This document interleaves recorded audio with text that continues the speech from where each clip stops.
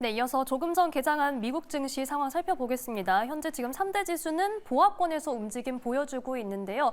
이 시각 글로벌 시장을 움직이는 이슈, 미국 현지에서 들어보도록 하겠습니다. 뉴욕 증시 경제 전문 유튜버 유사남님 연결합니다. 안녕하세요. 네, 안녕하십니까.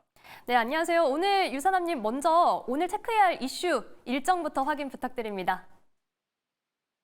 네, 일단 오늘 일정 먼저 여러분들하고 짚고 넘어가겠습니다. 올해 같은 경우는 거시경제 스케줄들은 딱히 중요한 게 발표가 되지는 않습니다. 이미 발표된 스케줄로는 중국에서 나왔던 금리 관련 발표가 있었는데 금리는 동결로 결론이 났고요. 그러고 나서 오늘 나머지 시간에서 거시경제 스케줄은 아니지만 중요 스케줄들이 두 가지 정도가 있는데요. 첫 번째는 마이클 바 부의장과 보스틱 총재가 오늘 연설을 하게 되는데 아무래도 오늘 이번 주 금요일 날 있게 될 잭슨홀 미팅에 관련해서 어느 정도 힌트를 가져갈 수 있는 연준 위원들의 발언들이 예정이 되어 있다 보니까 여러분들이 아마 보실 필요가 있다고 생각이 좀 들고요. 그러고 나서는 미국 석유에서 발표하는 원유 재고까지가 아마 오늘의 주요 스킬들이 아닐까 생각이 되게 됩니다.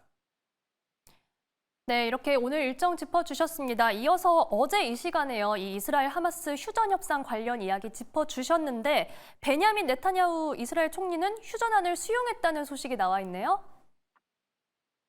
네, 맞습니다. 현재 베냐민 네타냐후 이스라엘 총리가 미국이 제안한 팔레스타인 무장정파 하마스와의 휴전 제안을 19일 현지 시간 기준으로 수용했다는 소식이 전달이 됐습니다. 현재 토니 블링컨 미국 국무장관은 이날 예루살렘에서 네타냐후 총리와 3시간가량 회담을 했고 기자회견을 열고 네타냐후 총리가 중재 제안을 받아들였고 이를 지지한다는 걸 확인했다라고 발표를 했고요. 이제는 앞으로 중요한 것은 사실 하마스가 중재안을 수락하는 것일까가 아마 가장 중요한 부분이 되지 않을까라고 생각이 좀 드는데 특히 이스라엘의 총리실은 별도 성명을 통해서 네타냐후 총리가 인질 석방과 관련된 미국의 제안에 헌신을 짓다 강조를 하면서 동시에 이 제안에는 이스라엘 안보에 대한 네타냐후 총리의 강력한 요구가 포함이 됐었다라고 얘기가 됐는데 문제는 오사마 함단 하마스 대변인 같은 경우는 20일 알자지라 인터뷰에서 이스라엘 관료들이 사실상 지난주에 있었던 카타르 도하에서 이미 거절했던 회담에서 문제가 됐었던 주요 문제에 대해서 아무것도 양보하지 않았다면서 중재안에 대한 거부 의사를 슬쩍 내비쳤다라는 소식이 전달이 되기도 했습니다.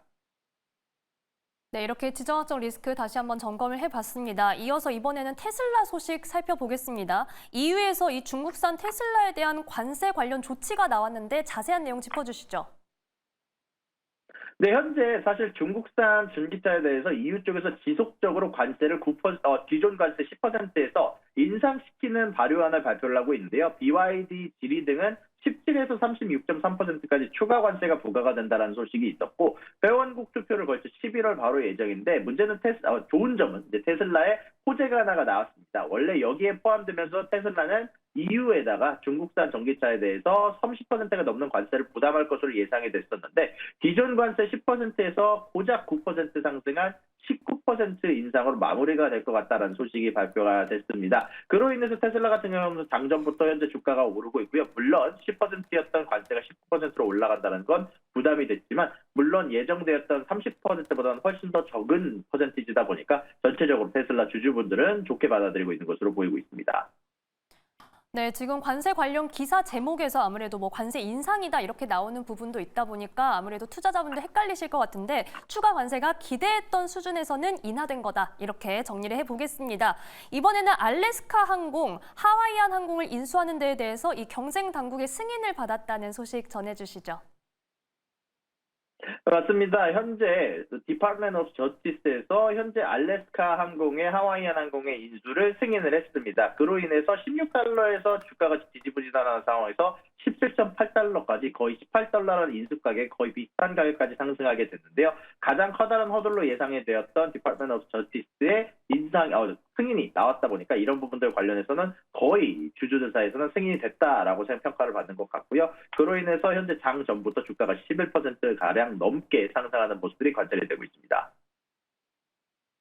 네, 이렇게 지금 경쟁당국 승인 관련 내용까지 살펴봤고요. 자, 마지막으로 글로벌 미디어 기업입니다. 파라마운트 인수 전에 지난주에는 소니가 발을 뺐다 이런 소식이 나왔는데 이번에는 참전 소식이 나와 있네요. 네, 맞습니다. 에드가 브론프맨 같은 경우는 예전에 시그람 대주주 가족의 일원이고요. 지금은 영화 제작자이자 여러 회사의 CEO로 활동을 하고 있는 상황인데요.